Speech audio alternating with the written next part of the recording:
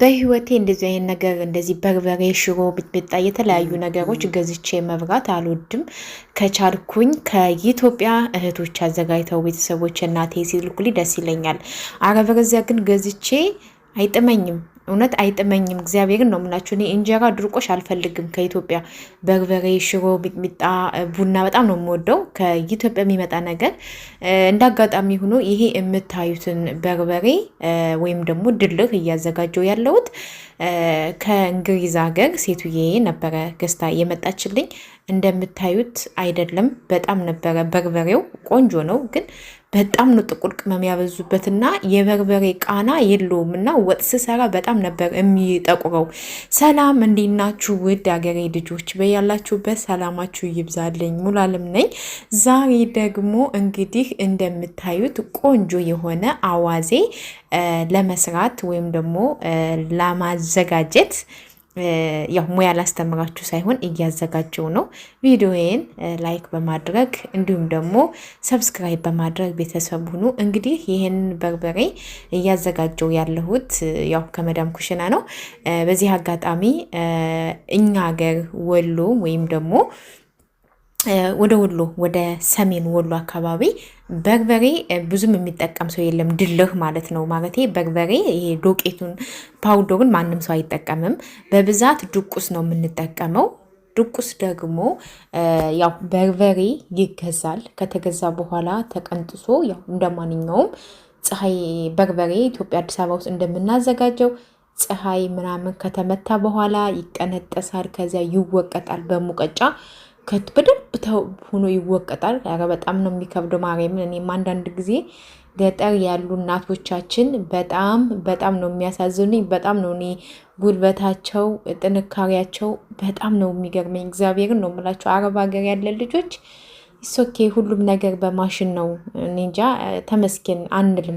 ብዙ ጊዜ ያው ሰዎቹ መጥፎ ከሆኑ ደሞዝ የማይከፈለን ከሆነ ሙቀቱ ይሄ በቃ ብዙ ነገር አዲስ ነገር አናይም። ስደት ላይ እሱ ነው እንጂ የገጠር ስራ በጣም ነው የሚያከብደው። በተለይ እኛ ጋር ወደ ወሎ እንዳልኳችሁ በርበሬው ፀሐይ ይመታዋል። ከዛ በደንብ ይወቀጣል። ከተወቀጠ በኋላ በንጹህ ድስት ውሃ ይፈላል። ልክ ውሃው ሲፈራ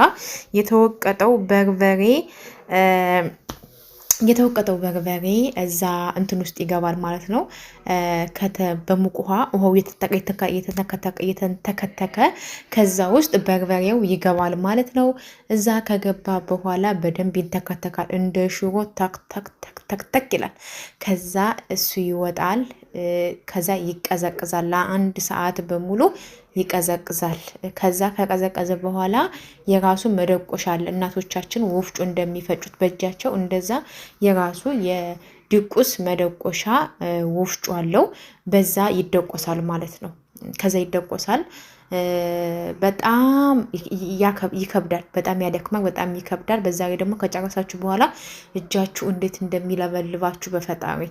ከዛ የተለያዩ ቅመማ ቅመሞች ልክ በርበሬ ስታዘጋጁ የምትጨምሩት በርበሬ እሱ እያንዳንዱ በእጅ ይደቆሳል ማለት ነው።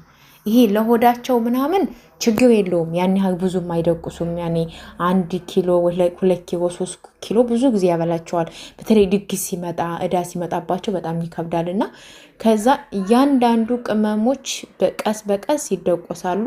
ከተደቆሱ በኋላ ለብቻ በርበሬውም ለብቻ ከተደቆሰ በኋላ ቅመሞቹ ለየብቻ ከተደቆሱ በኋላ በአንድ ይደባለቅና ጨው ይጨመራል። በቃ ያኔ ትኩስ እንጀራ ይዛችሁ ቀረብ ነው በቃ።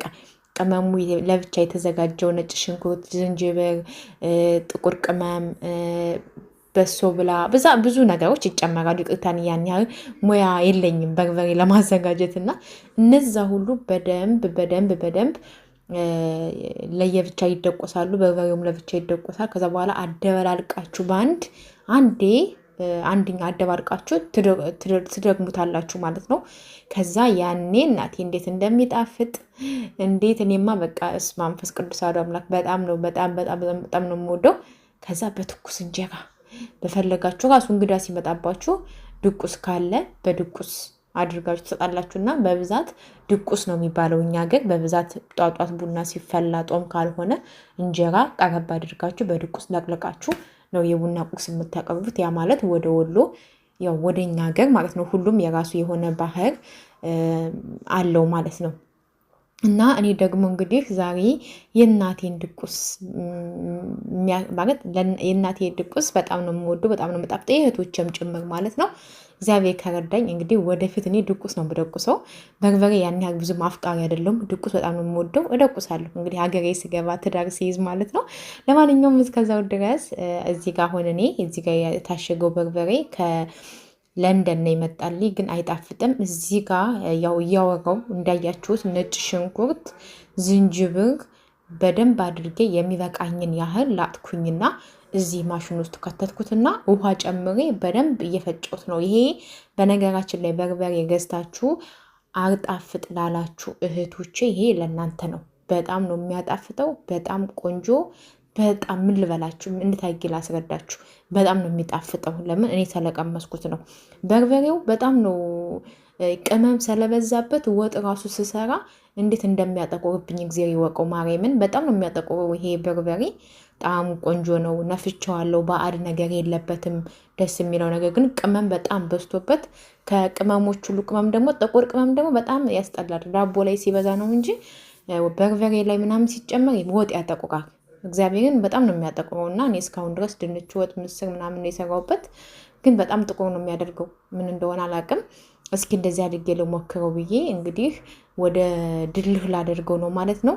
እዚህ ጋር በማሽን እየፈጨሁት ነው። እዚህ ውስጥ ትንሽዬ ጨው፣ ዝንጅብል፣ ነጭ ሽንኩርት፣ ውሃ አድርጌ በአንድ እያቀላቀልኩት ነው፣ እየፈጨሁት ነው ማለት ነው። ካላችሁ ጥቁር ቅመም ብጨምሩበት አሪፍ ነው። እና በርበሬ ገዝታችሁ ለማይጣፍጣችሁ ልጆች፣ እንዲሁም ደግሞ እኔ ይሄን በርበሬ ነፍቼዋለሁ። በነገራችን ላይ ነፍቼ መልሼ ነው እዛው በመያዣ ውስጥ የከተትኩት ማለት ነው። እና በጣም በነገራችን ይችን ማሽን በጣም ነው የምወዳት። በጣም ቆንጆ፣ በጣም ቀላል ይዚ፣ በቃ ህይወታችሁን ቀለል የምታደርግ ማሽን ናት። እንደምታዩት ፍጭት ታድርገዋለች።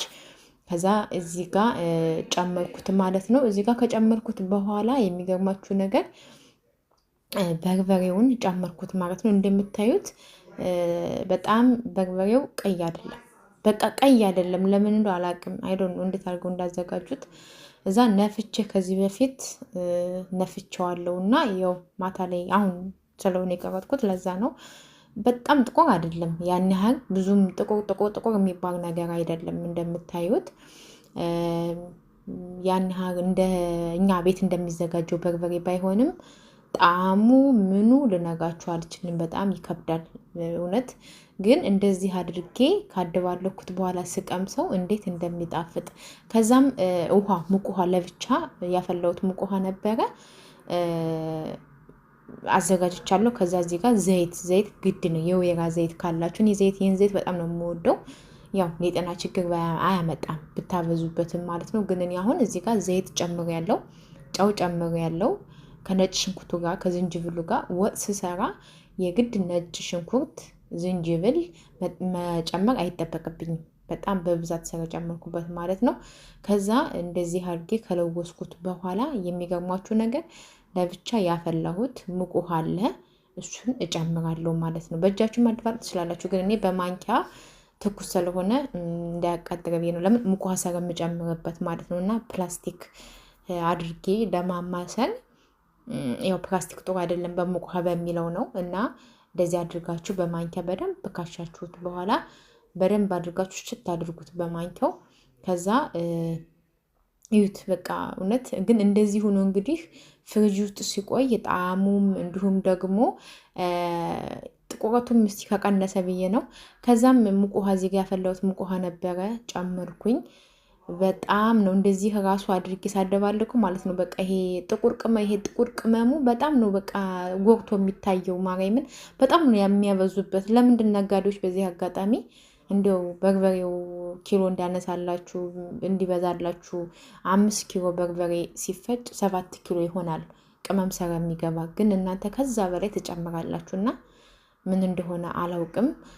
በዚህ አጋጣሚ እንደ ሁሉም በቃ ለህሊ ነው የሚሰራ የለም። በቃ ለትርፍ ለገንዘብ ነው የምንሮጠውና ሁላችንም ግን በልኩ ቢሆን በዚህ አጋጣሚ ማለት ነው። እና ያው እኔ ለመጀመሪያ ጊዜ በርበሬ ገዝቼ ስበላ ማለት ነው ገዝቼ አላቅም። ከኢትዮጵያ ነው ማስመጣው። ቤተሰቦች ናቸው የሚልኩልኝ። ሲሄድም አንድ ይዤ እመጣለሁ።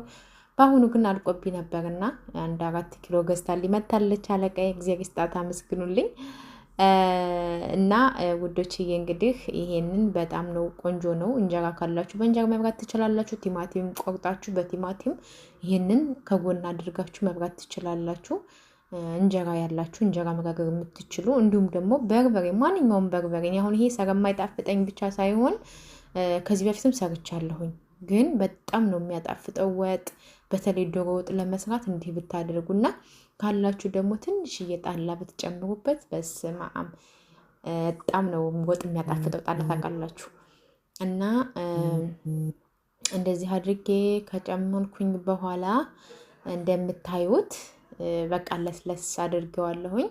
ከዛም እንግዲህ ጠርሙስ ካላችሁ ወይ በጠርሙስ ወይ ደግሞ ክዳን ባለው ነገር ፍሪጅ ውስጥ መቀመጥ በሚችል እቃ አድርጋችሁ ክድና አድርጋችሁ ማስቀመጥ ትችላላችሁ። ትንሽዬ ዘይት አንሶ የነበር እና ዘይት ጨመርኩበት ማለት ነው። እንደምታዩት ቆንጆ አድርጌዋለሁ።